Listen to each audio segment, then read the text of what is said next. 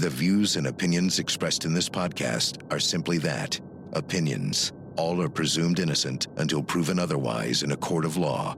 Sensitive topics are discussed. Discretion is advised.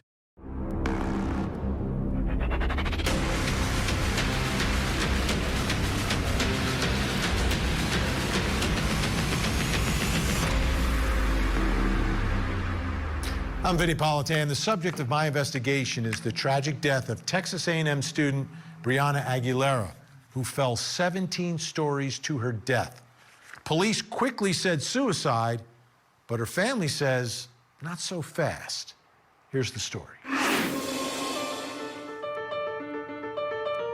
More than a month after Texas A&M sophomore Brianna Aguilera plunged 17 stories from an Austin apartment balcony, her family is challenging the police conclusion that she died by suicide.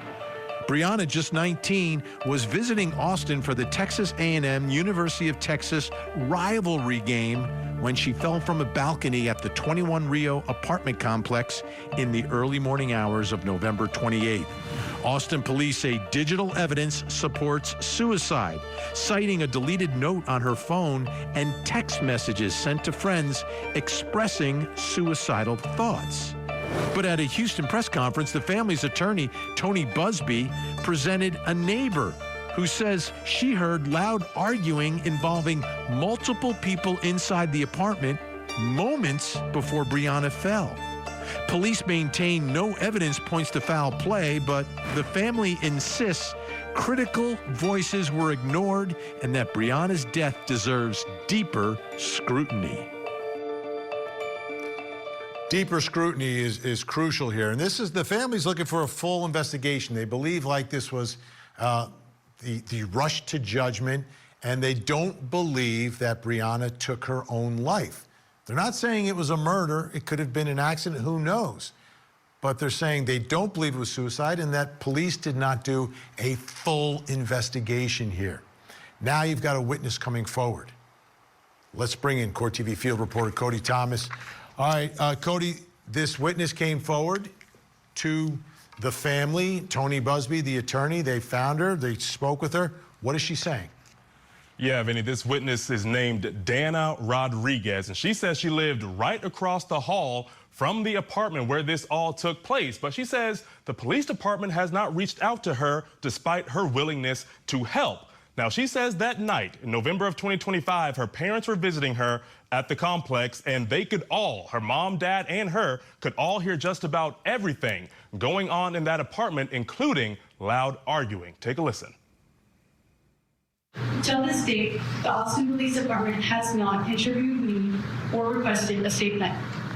The only thing I have received from the Austin Police Department is a generic email sent to all residents of the 21 Rio apartment complex.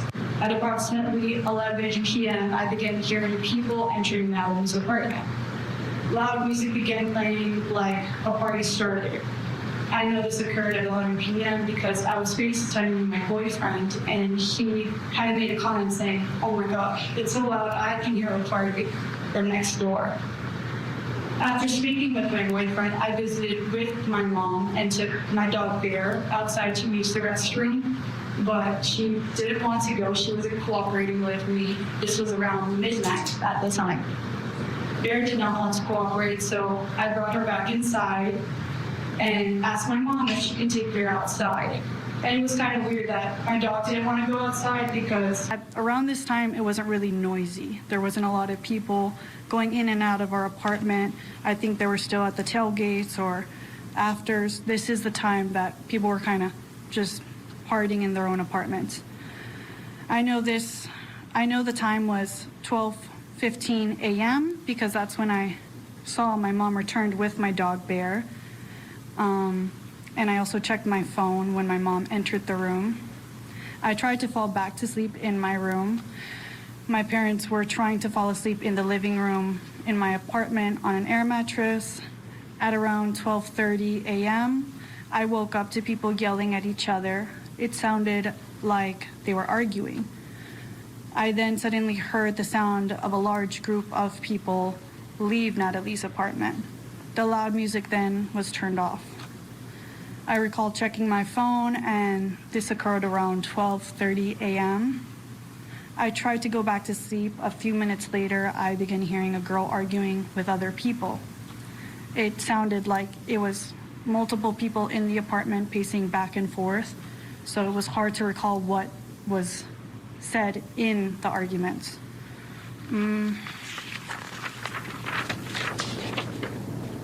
I heard pacing back and forth throughout the apartment, like the arguing was coming closer to the door and heading to the back side of the apartment. My mother commented to me, "Oh my gosh, they keep arguing. I think I'm about to go over there and say something because it's really loud."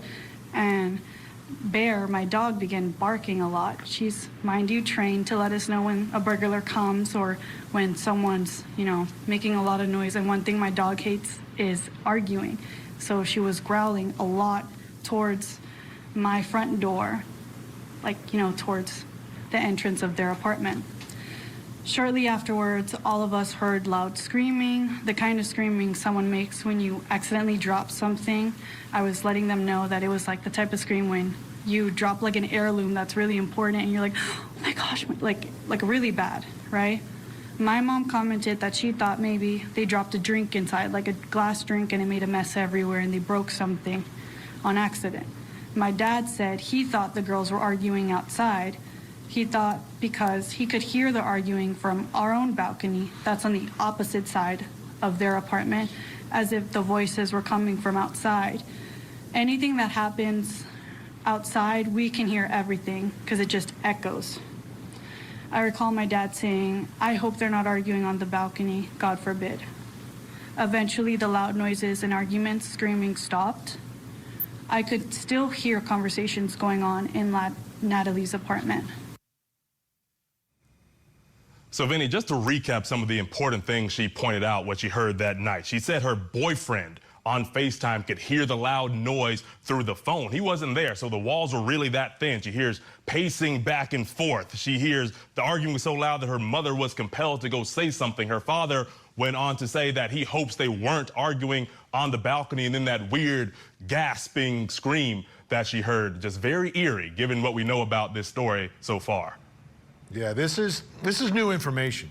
It's absolutely new information. Thanks so much, Cody. He's going to stick around the whole hour. That brings us to the first question in our investigation tonight, and it's about what we just heard. What does this witness account reveal about that night? Joining me, the Chief Public Defender for Oakland County, Michigan. She represented the Oxford High School shooter. Paulette Lofton is with us, and former prosecutor and SLED agent Tommy Pope. Great to have you both here. All right, Paulette, I'll begin with you. From what we just heard from that neighbor, what does it reveal to you?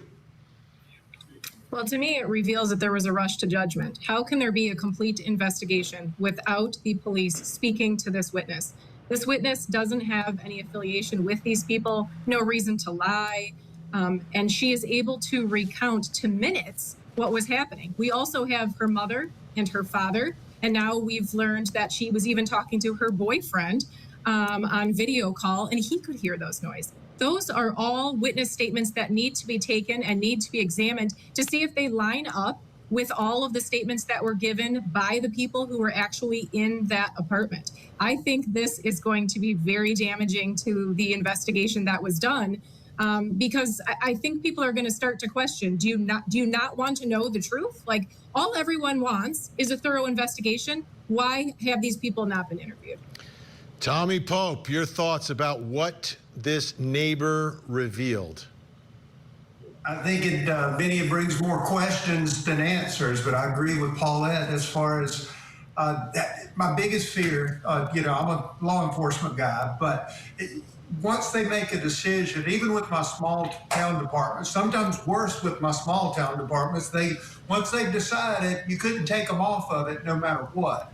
And there's no pride in making a mistake. The difficulty is when you stick with it when other evidence surfaces. So I agree again with Paulette that the answer is there's a lot more investigation and it needs to be done. I know later you're going to talk about, why law enforcement doesn't want them talking to the victims. there's something odd going on. It could be as simple as law enforcement's egos, or hopefully nothing worse than that. Yeah, my concern is, you have a college town where the university basically is the big deal in town, and you just don't want bad things happening. And it's, the quick result, let's move on. That may or may not be what happened. That's my fear. I'm not saying that's what happened. Okay, Paulette, let's talk about some of the things that she said that they heard. And we know that she goes over the balcony. How that happened is what's in question. But just before that, there are arguments with multiple voices and people moving around. Like, that doesn't make sense. And the people are arguing and moving around. Someone ends up on the other side of the balcony, yet no one from inside, called 911 or knew, allegedly, what had happened to Brianna. And I think the most damaging part is she describes like a gasping situation, or like people are in a panic. Like she said, it almost sounded like they dropped an heirloom or they dropped a full glass and now there's a huge mess. So is that when this poor girl went over the balcony? Obviously, a party is going to be loud. If there's a number of people in an apartment, the walls are always paper thin in an apartment. So is that normal to hear loud noises if there's a large amount of people? Sure. But here they're describing it as arguments, pacing, arguments, and then that situation where she thought something had dropped or spilled, and then all of a sudden everything ends and everyone leaves. So usually a party dissipates slowly. Something seems like it happened that caused everyone to then exit as quick as possible. Yeah, I feel like we're just not getting the whole story here, Tommy. And trying to understand the whole story, if you have a neighbor in an apartment like this, and I've been in the apartments that they build for the college kids in all these college towns. Like, they're not putting extra insulation in between the walls. They're just slapping them up and, making money. It's nice for the kids and all, but it's not fancy. It's not high, density type of construction here. So you hear things. I don't understand how there could be something happening in the apartment, someone dies, but nobody knew what happened to the person who died. That's the part I'm having a hard time connecting here. It's concerning to me too, if you piece it together like Paulette just did.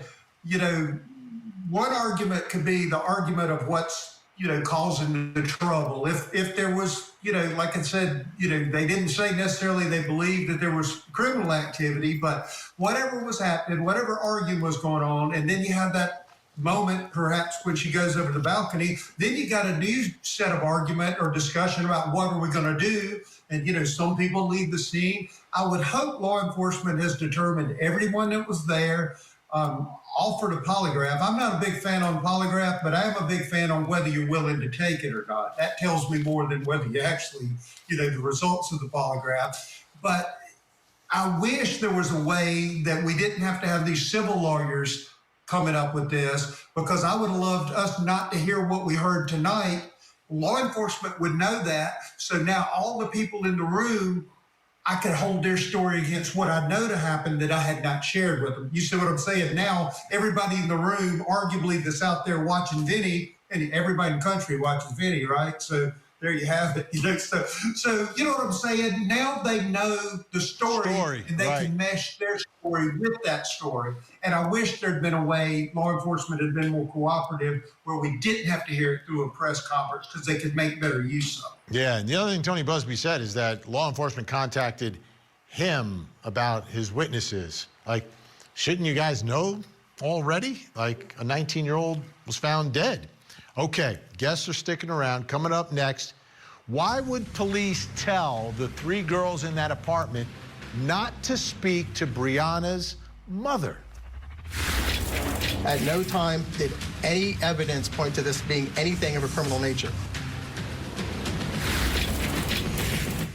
The Court TV podcast will return.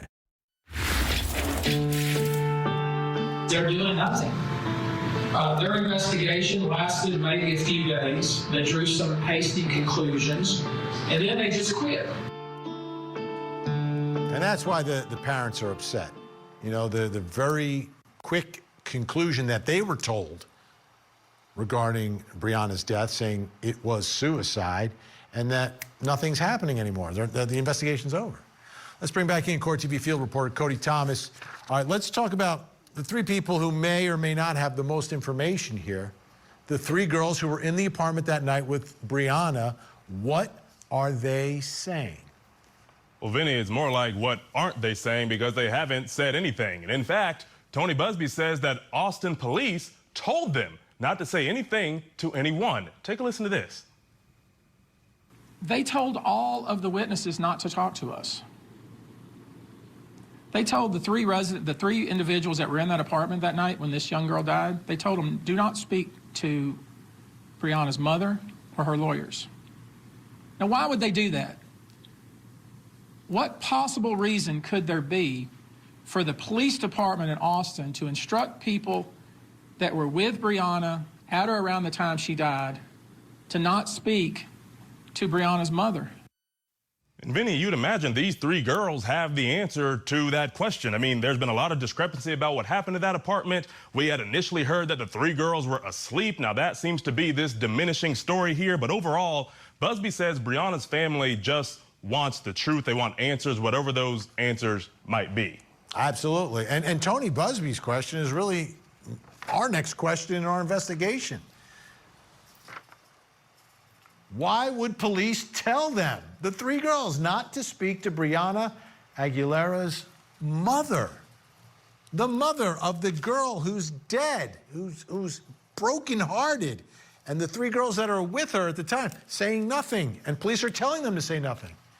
Still with me, Public Defender Paulette Lofton, and joining us, former NYPD officer, retired Nassau County Lieutenant and Commanding Officer Mike Gould. Mike, I'm going straight to you.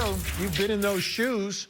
Why would police, in a case where they're saying it was a suicide, tell three witnesses who were the last people with the victim not to speak to the girl's mom? Yeah, Vinny, thanks for having me. No, that's a head scratcher because I don't really know the logic behind that. And if there was, the PIO, the public information officer, should have been ahead of this story, right? They're leaving so much room for all of us to just speculate and be confounded. I'm confounded by the investigation. If what the attorney said, Busby said, that they didn't do a canvass of the apartment surrounding that balcony and below the balcony, that's unheard of. So for not to send a cop to knock on doors and do a crime scene log and ask, did you hear anything? So that's highly unusual. And I can't for the life of me, if those allegations are true, which they seem to be, the witness, Dana, seemed very credible and straightforward. So something is very odd about this case. And, the police are not revealing things that they should be revealing, I don't think. Now, Paulette, Tony Busby's filed a civil lawsuit to kind of get things going and given him the power to subpoena and speak to people. So these three young girls are going to have to speak. Once they get a subpoena, they're going to be deposed. Absolutely. I wouldn't think that there'd be a Fifth Amendment issue, but you're right. I think a civil lawsuit was what he had to do to get the information that he needed. There is a very good process of discovery when you file a civil lawsuit, and it seems like, the poor mother here is not getting the answers that she deserves and that she needs to try to close the situation, give her some closure. So I think the civil lawsuit was absolutely the right call here. And hopefully, these girls are going to be able to give their version of events, and then they can compare it with the neighbor across the hall. Let me ask you this, Mike, because Paulette just, raised an interesting issue. What if, and I'm not saying they're going to, but what if one or more of these three girls, when they're subpoenaed in the civil case, take the fifth? Will police and investigators take notice of that, or will they just brush it off as, oh, it's civil litigation? Yeah, so I think it's significant. This whole thing is significant that they're asking these witnesses not to speak. That doesn't make any sense. Two things can be true at the same time: accident, suicide, well, either one. But my point is, they're just, if the police spokesman is saying they have evidence of suicide, they say they have text and some kind of note or text implying it was a suicide. They should just release that to at least to the family members, to the parents, to give them closure. But by not doing that, it just opens up a can of worms. We know there was a lot of alcohol intoxication, so it could very well be an accident. It could be a suicide, and maybe not a homicide. When people are wasted at this time of night, they were tailgating all afternoon. So it could be an accident, not a suicide. But that's a significant difference for the family to know that their child didn't commit suicide. So I don't understand why it's not being revealed. Yeah. It's not that complicated. My understanding is that Busby and the family has seen some of that information because they actually got the phone, and they're disputing that it is an actual suicide note. So there's a difference of opinion of exactly what it was, and it had been deleted, and they recovered it after it had been deleted. So that was like another story. And finally, Paulette, the other thing with police, and the witness said this, that they just received like a generic email rather than like knocking on the door.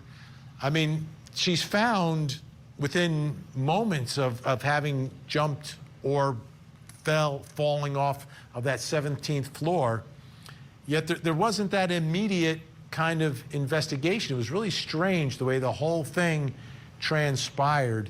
Do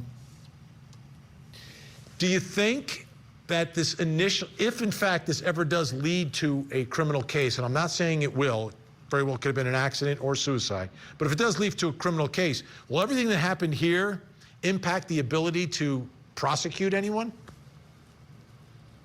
I mean, I think it definitely could. As a defense attorney, that's the first thing I would be bringing up. Why was there a decision made so quickly without, as was just stated, a canvassing of all of the areas of the building? I mean, I see investigation on much less. In a domestic violence situation, they're going to all the neighbors and investigating. What did you hear? What time did you hear it? What did you see? In an actual case where a young girl is found deceased and having fallen number of floors, you would think that that would be so important, especially if the people in the apartment were intoxicated, because obviously you're not going to be able to recall, specific details if you've been drinking for 6 hours. So you want to talk to those other people around the situation, the neighbors, someone that's working the front door, to get a better account of what happened. So I do think that this lapse and this lack of investigation is going to hurt any prosecution that may come after further developments. All right, Paulette Lofton, great to have you. Thanks so much. Mike is going to stick around. Still to come, there are two different timelines taking place in this case. You've got the family and the investigators and police. Which timeline makes the most sense? Now, back to the Court TV podcast.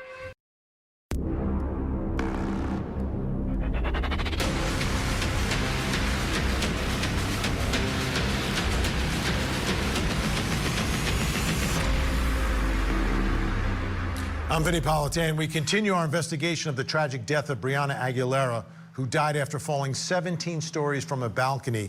The three girls she was with have not spoken publicly or spoken to Brianna's family, and they want to know why.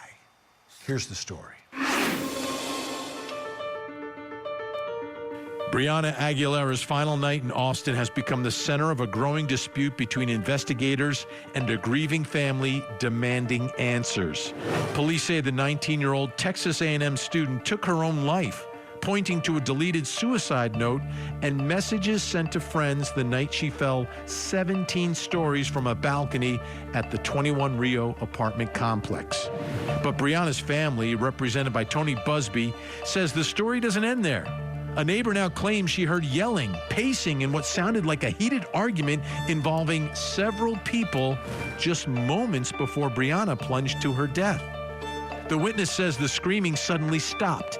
The family accuses Austin police of failing to interview key witnesses and rushing to judgment before an autopsy was completed. As lawsuits are filed and subpoenas loom, one question remains unresolved. Was Brianna alone on that balcony, or was something else unfolding behind closed doors? So at this point, we're getting information from two different sources, right? You got the police and their investigation. You've got Tony Busby and his investigation on behalf of the family and what this witness who came forward is saying. Let's bring back in Court TV field reporter Cody Thomas. All right, let's talk about timelines. We always talk about timelines, right, Cody? So how does the witness who came forward, their account of what happened and their timeline compare to the police timeline?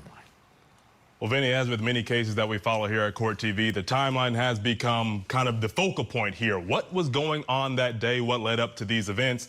And, you know, we've heard from this new witness, Dana Rodriguez, and her story isn't too far off from the police's. So let's start with hearing from investigators and then from Dana about when Brianna and others arrived at the apartment complex. Take a listen. At approximately 11 p.m., I began hearing people entering Madeline's apartment. It was found that Brianna had arrived at the apartment complex just after 11 p.m. on Friday, November 28th, and that she went into a specific apartment on the 17th floor.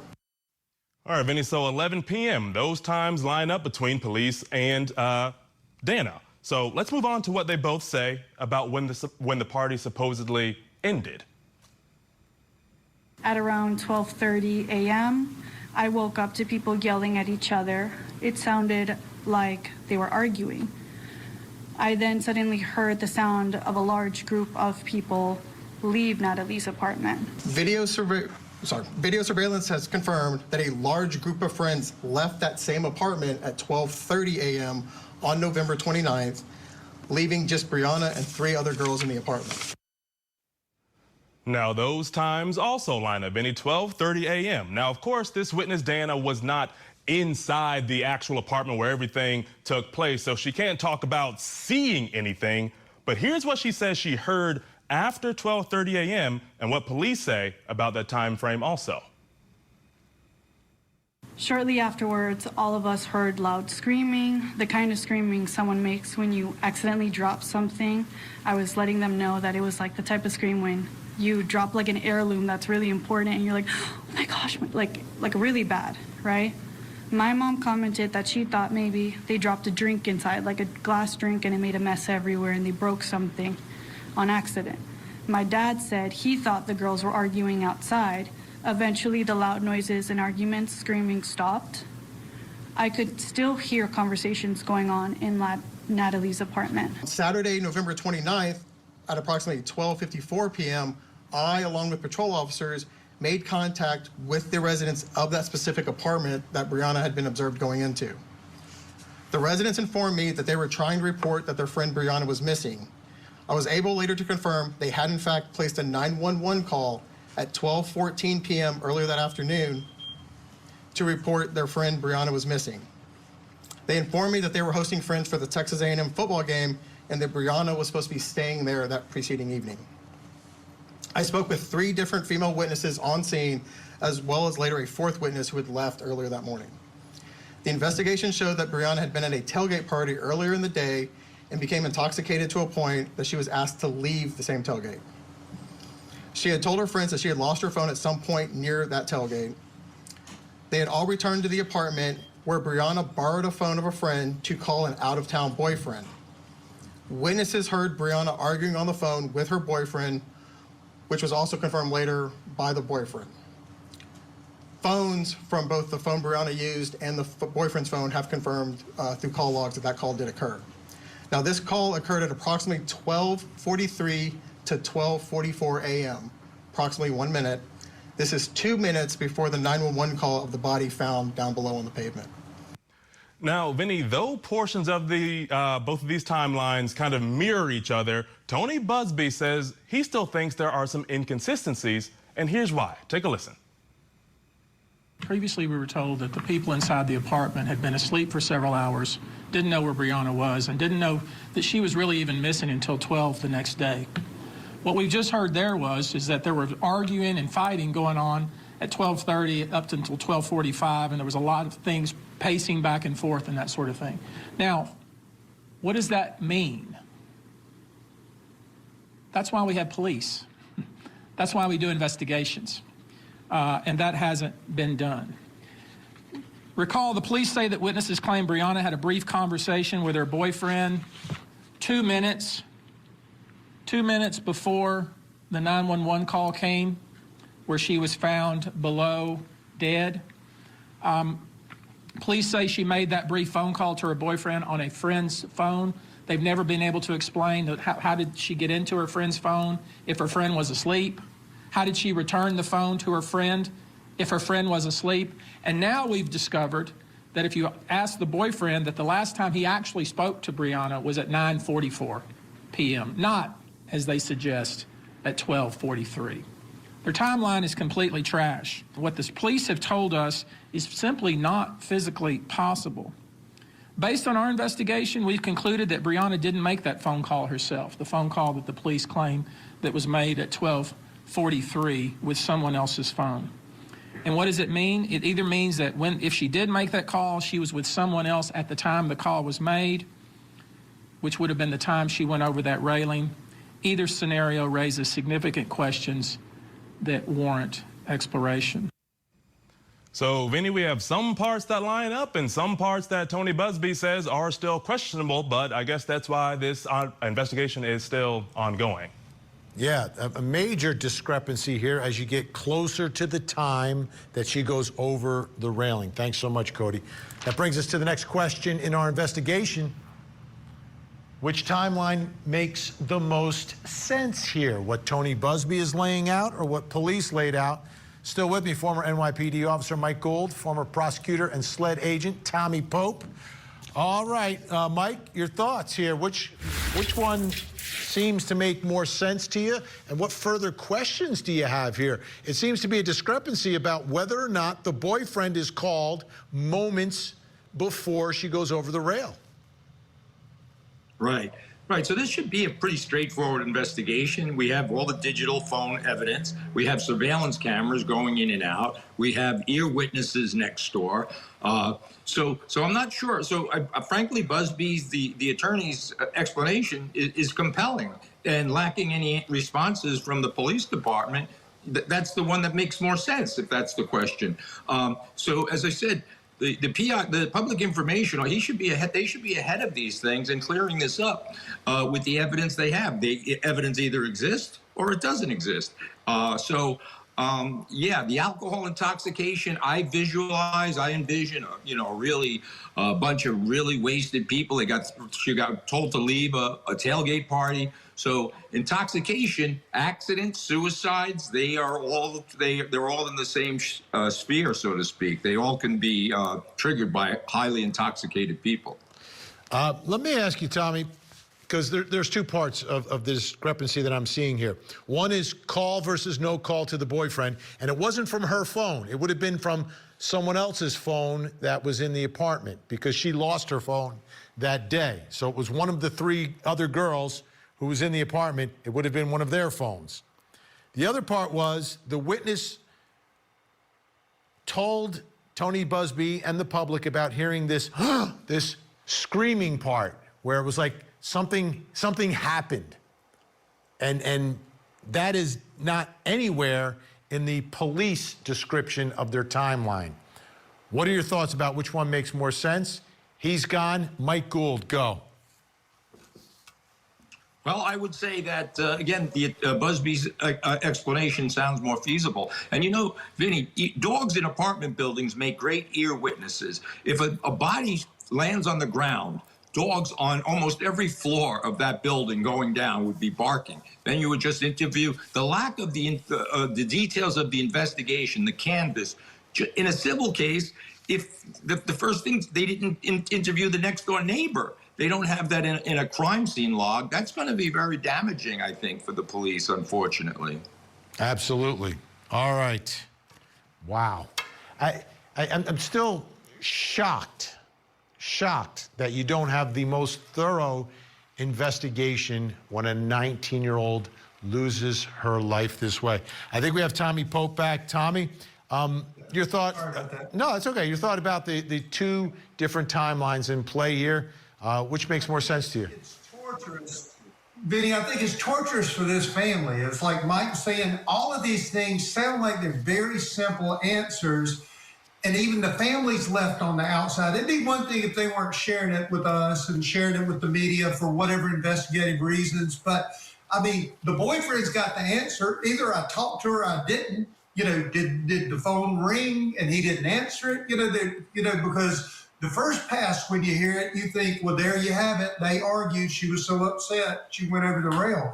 But again, the folks she was staying with, the three girls she was staying with, again, either law enforcement has the answers they're not sharing with the victim's family, or there's more answers or more questions that need to be asked. And I've had victims before do exactly the same thing. We would represent them on a civil case because you could use depositions, you could use some tools that law enforcement can't use just to get them answers. And it's almost like they're being re-victimized. And maybe Austin's got a perfectly good reason to PD on why this is happening, but it needs to play out with the family in full knowledge, so the law enforcement's not hunkering down and the victims are suffering again. Yeah, and Tony Busby and the family, they're not going away. I know that for sure. You can even, all right, Tommy Pope's going to stick around. Mike Gould, great to have you. Thank you so much. Coming up next, is it suspicious that the student who rented the apartment never came back? The Austin Police Department formed a conclusion within hours of this tragedy that this was a suicide without any investigation. This is the Court TV Podcast. Who was with Brianna on that balcony when she went over the balcony? Who was with, and why did she go over the balcony? That's the question, and the police don't seem to be interested in the answer to that question. That's an important question. The police are saying no one was. At first, they allegedly told the family that everyone was sleeping, that she was out there by herself, and that the girls in the apartment had no idea where she was. So that might explain their perspective, but obviously the family not believing that. All right, let's bring back in Court TV field reporter Cody Thomas. Let's talk about the student who rented that apartment where Brianna was staying. What do we know about her? Well, Vinny, according to the new witness that we've now heard from, Dana Rodriguez, she says this girl's name was Natalie. Now, of course, Natalie was living life as a college student, having parties and doing things that a normal college student does. But after Christmas break, Natalie never came back. Take a listen to what Dana Rodriguez had to say about that. My understanding is Natalie immediately vacated her apartment after Brianna died. And over the Christmas break, my parents and I saw through the peek hole. That's how close her door is. Her parents were grabbing things from her apartment, vacating out of the apartment. I do not believe the police were ever in Natalie's apartment during this investigation. My parents would have notified me. I would have known. That's how much I can hear the footsteps and everything from my apartment. The walls are just so thin. And Vinny, you know, aside from all the legal stuff going on in this story, it's kind of hard not to blame the parents of this student. I mean, you know, having to live somewhere where something like that happened, it has to be a nightmare, especially if you truly had nothing to do with it at the end of the day, if that's how this story eventually unfolds. Absolutely. It's tough. It's an apartment connected to a death. There's no way around it. However it happened, it is connected. Thanks so much. Great work tonight, Cody. Appreciate it. And that brings us to the final question in our investigation. Is it suspicious that the student never returned to the apartment? Someone died going over the ledge of that apartment. Is it suspicious that she never came back? Joining me, psychotherapist Dr. Lisa Palmer, and still with us, former prosecutor Tommy Pope.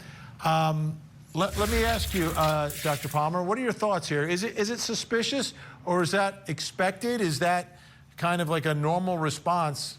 Someone who was staying in that apartment died. That young woman never went back. I mean, I think that's a normal response. If I was in that situation, I probably wouldn't want to go back there either. But I do find that the friends were a bit suspicious in how long they took to report. And I find it all to be a little bit weird. And I feel that, you know, with everything and the way that everything is going in the investigation, there has to be a lot more to be looked at in order to be able to make these determinations, to look at the context of, even the affects of these friends. What are the affects of friends? We don't know. Yeah. While I have you here, Dr. Palmer, I wanted to ask you about what Brianna's family is going through and how important will this civil lawsuit be for them and to be able to get answers to questions from people who aren't talking? I would imagine they're going through a lot of grief and confusion right now and trying to figure out and try to get answers, because there isn't even a COD as a cause of death to Brianna. So of course they're very confused, and the mom was very close to Brianna. So none of this makes sense. Brianna was a motivated young girl. She wanted to go to law school. And it's very confusing for the family. There's so many unanswered questions in this case, including some differences in opinions between, what the police department is saying versus what the family knows Brianna. And so until there is a more thorough investigation, it's very unclear at this point as to what really happened to her. Tommy, let me ask you about one thing that the witness said, that she doesn't believe that police ever went inside the apartment. Is that possible, that you have a case of someone going over the railing of an apartment that they never went there? And if they didn't, how much of a problem would that be? I think I would be extremely surprised, Vinnie, if they didn't. Now, if you wanted to really be critical, you could say, did they not do it because they didn't have a search warrant? They didn't want to take the time to go get one. I'd like to think that that's not the case. But, with the folks that live there, I'm very interested, of the three, who was their connection? I've got a daughter that's in college, 20, and, they always have like a wingman or a buddy, or, if she went to a different college for the ball game, she had a friend she was there with. So I want to know, one of those three, is that friend helping the family sort things out? I know, again, if it was my daughter KK's friends, they'd be here, their family would be here, they'd be helping us try to get to the bottom of it. So, and I agree with the girl not going back to the apartment. That doesn't necessarily surprising, as long as she hadn't disappeared, as long as she's maintaining contact, for law enforcement purposes or otherwise, that doesn't overly concern me. But I feel like every question we ask, Vinnie, it begets three more questions. Yeah. That if you just got law enforcement and the family and these witnesses in the room, you could straighten it out. And, tragedies happen. Suicides do happen. Alcohol contributes to that. Drugs contribute to that. Just want the definitive answer. Left the family hanging. We're out of time. Big thanks, Dr. Lisa Palmer, Tommy Pope. Appreciate it so much. And I also agree with everyone. I would not send my child back to that apartment either. I wouldn't let him go. Tony Busby, you know him, folks. He's aggressive, a very successful attorney. You can ask Diddy about that. But this case doesn't look like it's really about going after money. It's about answers for a family. And I don't care what police say. The three young ladies who were at the apartment when Brianna died need to speak. Not to me, not to you, but to Brianna's family. Their silence is cruel. I'm Vinnie Politan. We'll keep digging for answers as the investigation continues. There you have it. If you want to see more in-depth reporting on the latest true crime stories, you can see me every weeknight, 8 p.m. Eastern on Closing Arguments. Thank you so much for downloading. And as always, please don't forget to hug the kids. This podcast is a production of Court TV. Go to CourtTV.com for more content, trials on demand, and to find out how to watch Court TV in your area.